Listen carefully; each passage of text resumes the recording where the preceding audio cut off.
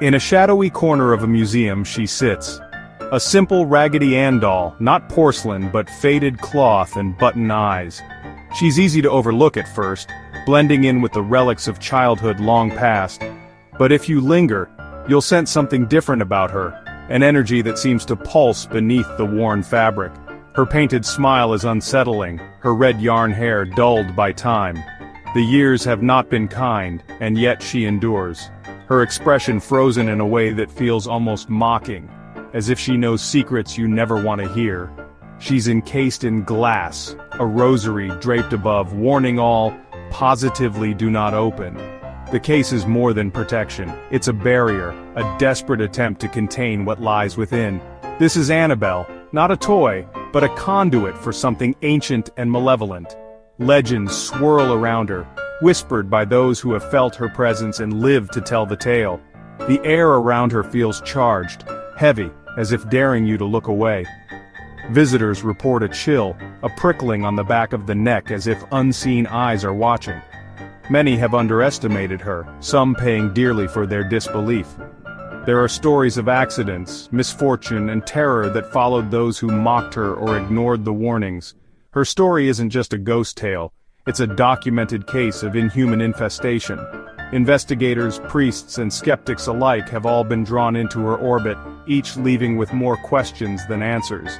The doll's innocent design is twisted, her features now sinister. What once brought comfort now inspires dread, a transformation that chills even the bravest souls. Her button eyes seem to follow, her stitched smile a silent scream. It's as if she's waiting, patient and unblinking, for someone to make a mistake.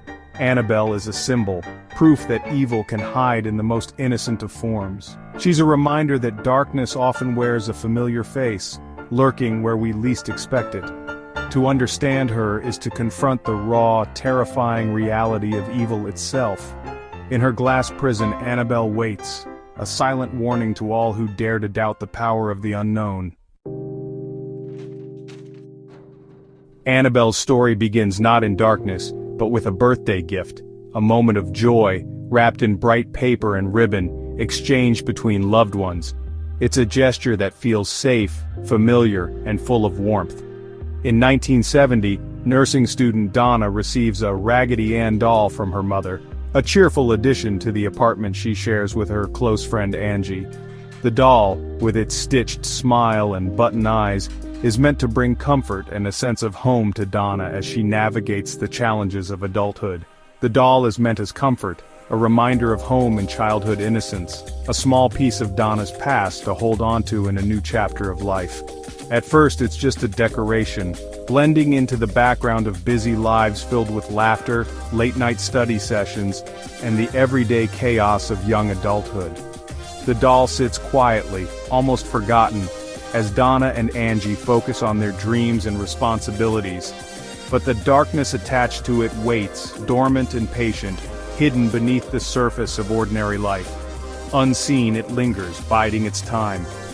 The doll's origins before the hobby shop are unknown, a common thread in haunted object cases. Its past is a mystery, its journey to Donna's hands shrouded in secrecy, as if it carried stories no one dared to tell. Donna and Angie have no idea they've welcomed a vessel for something sinister. To them it's just a gift, a harmless toy, a symbol of love and care. Soon, their ordinary apartment will become a stage for escalating supernatural events. The familiar will twist into the unfamiliar, and comfort will give way to fear. The simple act of accepting a gift will open a door to darkness, inviting something unexplainable into their lives, something that cannot be returned or undone. The doll, later named Annabelle, is about to begin her reign of terror.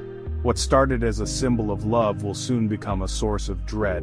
It starts with small, subtle movements, barely noticeable at first, like tricks of the light or tricks of the mind. But these moments quickly become much more, growing in frequency and intensity. Their lives are about to change forever, as the line between the ordinary and the supernatural begins to blur, and the true nature of Annabelle is revealed. The first signs are easy to dismiss. At first it's just a feeling, a subtle sense that something is off, a chill in the air that lingers a little too long. The apartment feels the same, but somehow it isn't. Donna and Angie leave the doll on the bed, only to find it moved. Legs crossed, arms folded, sometimes in another room. Sometimes it's sitting upright when they know they left it lying down. The changes are subtle at first, almost playful, as if the doll is testing boundaries. They blame forgetfulness, but the changes grow bolder. Each time their explanations feel thinner, less convincing. The sense of unease grows and the doll's movements become impossible to ignore. The apartment is always locked, no one else has a key. There's no sign of a break-in, no evidence of anyone else entering.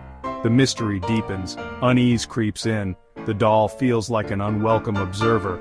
Its glassy eyes seem to follow them, watching from the shadows, making the women feel exposed in their own home. Then the notes appear, scraps of parchment, scrawled in a child's hand. "Help us, help Lou." The handwriting is shaky, desperate, and the message is chilling. The women don't own parchment paper. The messages seem to materialize from nowhere. Each new note is more disturbing than the last, and they have no idea who or what is writing them. The atmosphere grows heavy with dread. The apartment, once a place of comfort, now feels oppressive, as if the walls themselves are closing in. The doll is no longer just moving, it's communicating. Its presence is undeniable, and the women can't shake the feeling that it's trying to reach out, to send a message. One evening, Donna finds what looks like blood on the doll's chest and hands, seeping from the cloth. The sight is shocking, impossible to rationalize, and it marks a terrifying escalation. This is the breaking point. Fear takes hold and the women realize they are no longer safe. The moving, the notes, the blood, too much to explain away. The events are piling up, each one more disturbing than the last. They realize they're facing something supernatural. Fear replaces curiosity. The sense of wonder is gone, replaced by a deep, paralyzing terror. They know they need help. Whatever is happening is beyond their understanding, and it's only getting worse. Desperate, Donna and Angie contact a medium. The medium holds a seance, claiming to reach the spirit of a 7-year-old girl, Annabelle Higgins. The story is tragic. Annabelle's body found where the apartment now stands, her spirit latching onto the doll for comfort.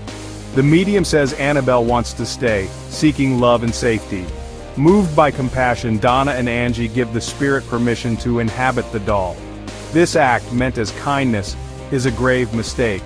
The activity intensifies, growing darker. Lou, their friend, becomes the entity's main target, warning them of its evil. The story of the lost child is a deception. The entity is not a child but something far older and more malevolent. By granting permission, they've opened a door that should have stayed closed. The haunting escalates. They are now in real danger. With the situation spiraling, Donna and Angie seek help from the Catholic Church, who connect them to Ed and Lorraine Warren. Ed, a renowned demonologist, and Lorraine, a clairvoyant, sense immediate danger upon arrival. Lorraine feels the oppressive energy. Ed pieces together the timeline, movements, notes, blood, the seance.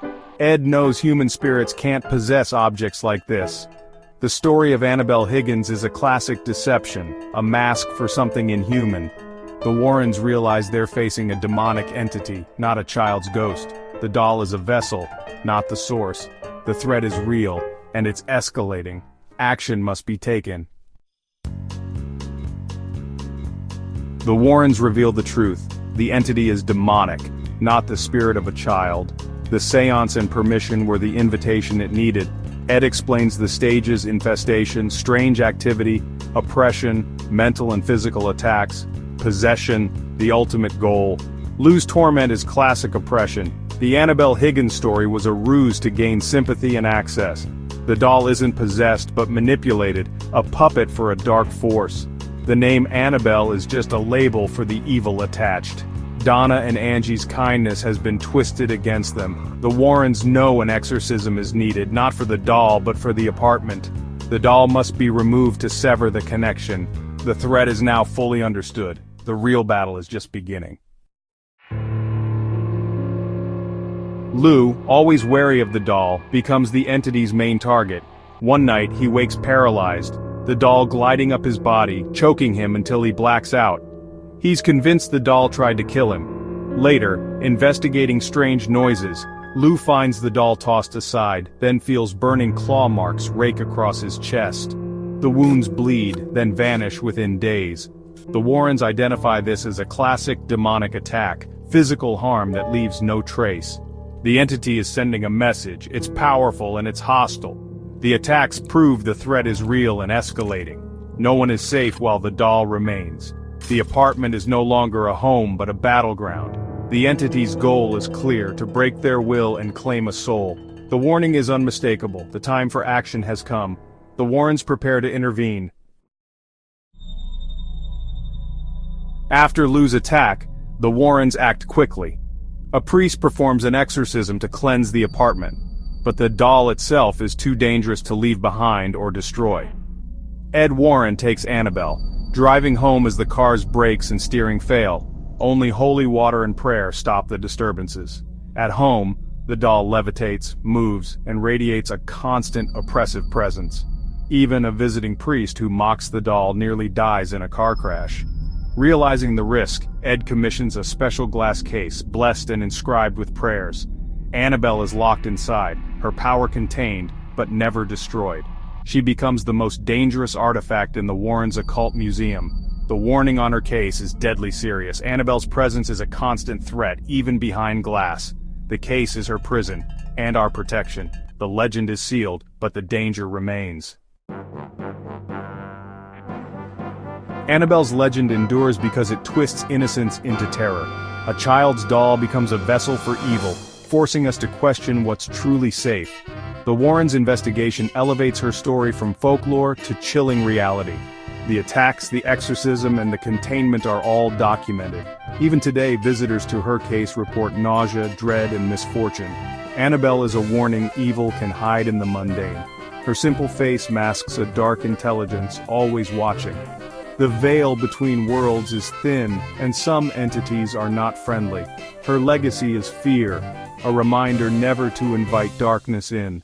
The warning echoes, do not open the case, and do not underestimate what lies within.